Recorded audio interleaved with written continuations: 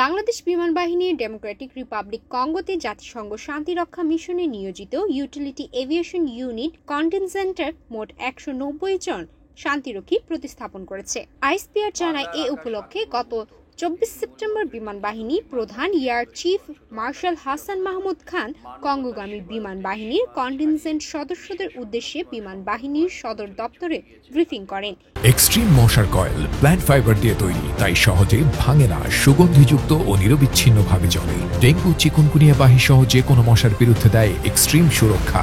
এ সময় তিনি জাতিসংঘ শান্তিরক্ষা মিশনে তাদের শৃঙ্খলা, সততা, পেশাদারিত্ব ও আন্তরিকতার সঙ্গে অর্পিত দায়িত্ব পালন করে বাংলাদেশ বিমান বাহিনীর তথা দেশের জন্য সুনাম বয়ে আনার আহ্বান জানান এবং ধর্মীয় মূল্যবোধ ও অনুশাসন মেনে চলার জন্য বিশেষভাবে গুরুত্ব আরোপ করেন।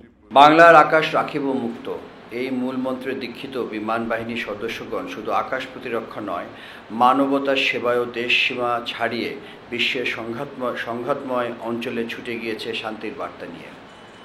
জাতিসংঘের শান্তিরক্ষার দীর্ঘদিনের ম্যান্ডেট বাস্তবায়নে বাংলাদেশ বিমান বাহিনী আজ এক আস্থার নাম। ১৯৯৩ সালে বসনিয়া হার্জেগোভিনায় প্রথম শান্তিরক্ষী প্রেরণের মাধ্যমে বাংলাদেশ বিমান বাহিনীর এই যাত্রা, গৌরবময় যাত্রার শুরু হয়।